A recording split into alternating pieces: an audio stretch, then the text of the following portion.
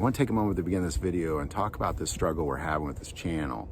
It's really kind of the way that gun channels are interacting with Google and YouTube is affecting us, and it's affecting our ability to be able to produce content. So I want to take a moment and just ask you support us on Patron, where a lot of the content we can't put here is going, and it supports this ministry.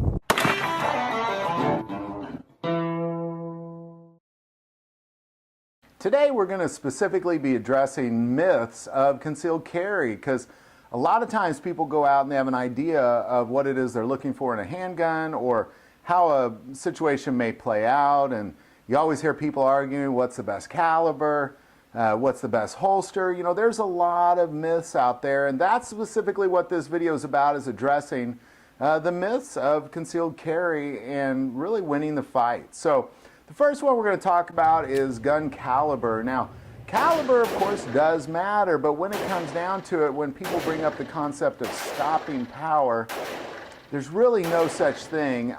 I weigh about 220 pounds, and I promise you, if I was running at you and you shot me with a .44 Magnum, I'm not going to go backwards.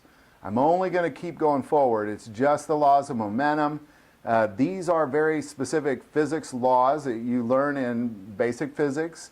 My momentum is my speed and my weight, and there's no way a little tiny bullet's going to stop that. So caliber does matter, of course, because you need to be able to penetrate the body. And the most important part is the only way to truly drop a person in their tracks is to hit their nervous system. That's their brain or their spinal cord. And outside that, you really may be having an attacker come at you, so you have to be prepared for that. So that's really one of the bigger myths that I'm going to address. The second one is specifically being able to perform complex actions under pressure. Now, I've been in the business of education for a long time, and I've worked at some pretty rough high schools, and I've broken up a lot of fights in my past. And one thing that I've truly learned through that is a lot of times I'll get done with a very violent situation, and I'll have people tell me I said certain things or did certain things that I have no memory of. So there's a concept where you just kind of go white, is what I've heard, where you're just doing and your brain's not really processing what it is you're doing. Your mind is kind of moving ahead of your brain. And when you're in an intense situation like a gun attack, that for sure is going to happen. So the myth of not performing magazine changes as a practice is definitely a big one, because you need to practice the tactical reload to the point that it becomes muscle memory. Once it becomes muscle memory, you're just going to do it when you go white, so to say. Another myth that we're going to talk about is that you really have this opportunity to see an attack coming. Now, the reality is the indication of an attack is the attack itself. So until you're getting attacked, you don't really know you are going to be attacked. And that's pretty logical, but the reality is you have roughly 3 seconds or less to win this fight. Most gunfights occur under 3 seconds.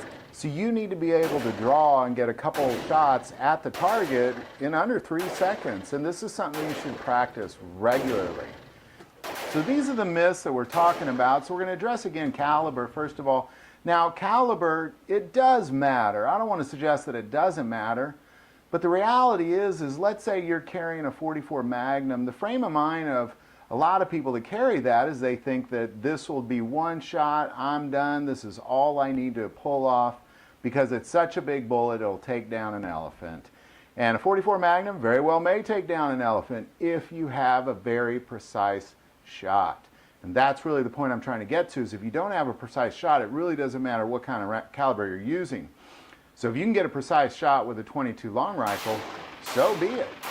Because the reality is the caliber just needs to penetrate into the nervous system. So being able to get that first shot off quick and then the follow-up shots, because, you know, again, if you can get 2 quick follow-up shots with a .44 Magnum on target in under 3 seconds, great.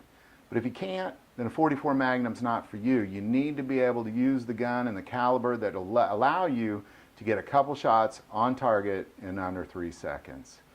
And the other one is that 3-second timeline. You know, if you really believe that you're going to be able to do complex actions under pressure without the practice, you're really fooling yourself, because a lot of people who have not been in violent situations don't realize that you just kind of go blank and your body just starts doing.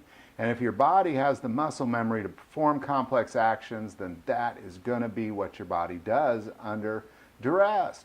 So you need to be able to practice, practice, practice. Practice magazine reloads, practice dejamming your gun, practice drawing, practice getting a couple rounds down range. I mean, these are important things that need to become muscle memory if you're going to conceal and carry.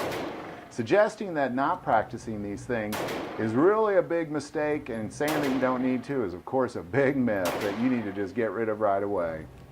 And finally, just really being able to predict an attack is almost impossible. And, you know, oftentimes the indicator of the attack is the attack itself. So what I'm getting at, if you're going to conceal and carry, or really if you're going to go out in the world at all, whether you're carrying or not, you need to be alert of your surroundings. If you're constantly thinking everywhere you go that humans are dangerous and you need to be careful, you're going to be more likely to see an attack coming quicker than somebody who's just walking to their car daydreaming. This is a very significant piece of being a concealed carrier, and a really responsible one, and the one that is really trained to win the fight is, as you go out in the world, as soon as you leave your house, be aware that humans are dangerous, and there's lots of dangerous ones out there. And you need to be on the alert because, you know, I've heard the most dangerous job in the world is working with humans, and I got to believe that is true. So everywhere you go outside your house, you need to be on alert. Not that you should live your life in fear that somebody's going to attack you, but you should be aware of your surroundings everywhere you go. If you like this video, click like and subscribe. You can also now find us on Facebook under God, Family, and Guns. But most importantly, this YouTube channel is a ministry to us, and we take prayer requests, so please don't ever hesitate to send that stuff in. We really will spend time praying for you. Thank you for watching this episode of God, Family, and Guns. And as always, love God, love your family, and love guns.